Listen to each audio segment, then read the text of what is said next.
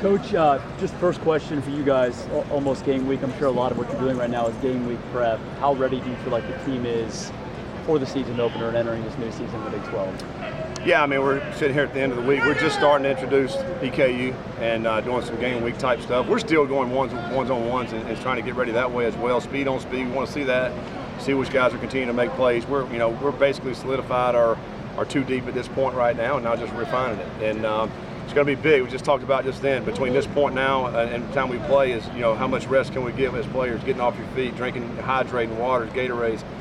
Today was the hottest day we've had, and which is great for us. We don't know how the weather's going to be next Saturday. I mean, it could be just like this. So it's great prep for us. But I think we're in great shape right now, and we're excited. We're ready to play somebody else. We're tired of hitting each other.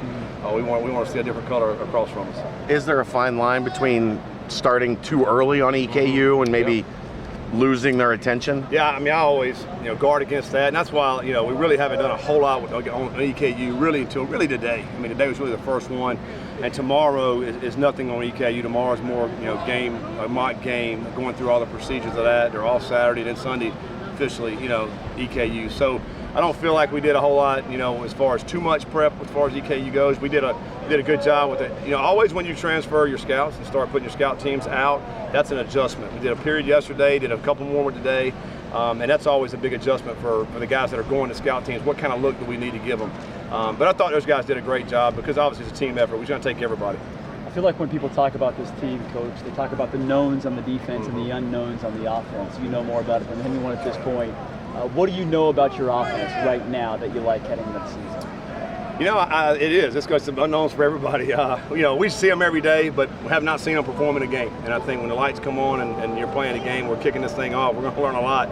We'll learn a lot, too, about ourselves offensively. But I do think we got some weapons on the outside at receiver. Those guys have really done great. I mean, we got some big guys. We got some fast little guys. We got two new tight ends that hadn't played a whole lot for us that I think are going to be really good players for us as well.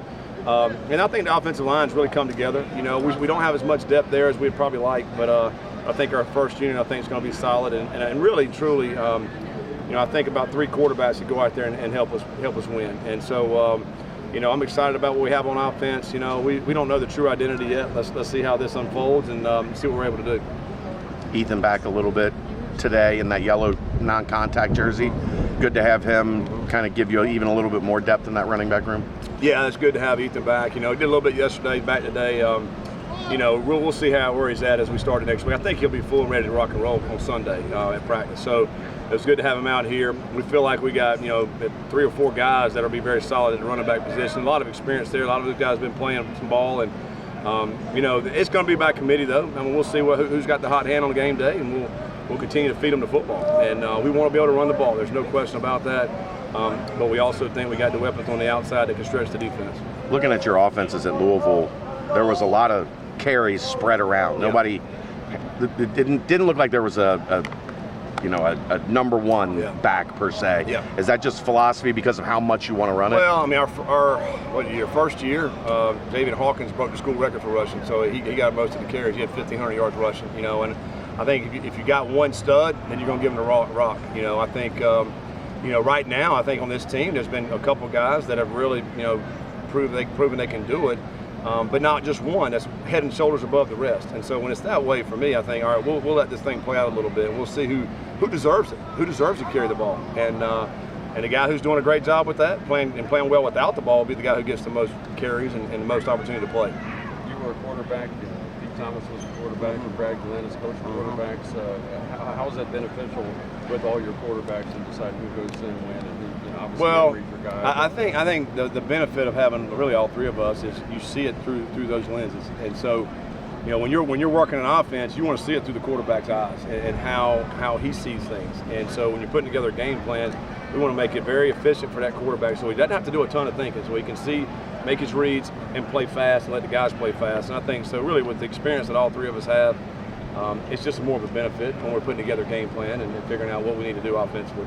Are there any spots in the 2 deep that you feel like maybe could flip, or somebody could take an advantage in the second level and get up to that first level with the big performance against EKU? I mean, as we sit here today, I feel like offensive, defensively, we're pretty set on our starters. I think, but once you get into the game, we'll see. I mean, I think I've always been surprised as you get into game 1 and 2 about a guy who just all of a sudden makes a lot of plays and maybe started out as a number 2 and we can't keep him off the field, you know, and I think that may happen. I also think, particularly in defensive football, where you got guys that can play multiple positions, so we may end up tweaking a guy, moving him from, you know, a corner to a safety or a different spot in there. I think a lot of those guys are interchangeable, so that'll be interesting to see. I do think our defense has been flying around. I mean, I'm excited to see those guys play next Saturday. One more for Coach. You guys played multiple spots. DJ Taylor been out of practice the past couple of days. Any update on him? Not yet. I mean, we should know something by this evening. If he can get back out and start practicing tomorrow, hopefully we got a good prognosis on that. I mean, he's ready to go, and you know, yeah, that's kind of the biggest question mark right now would be DJ, and you know, certainly by Sunday we'll have an answer on that. Thanks, Coach. All right, thanks, Joe.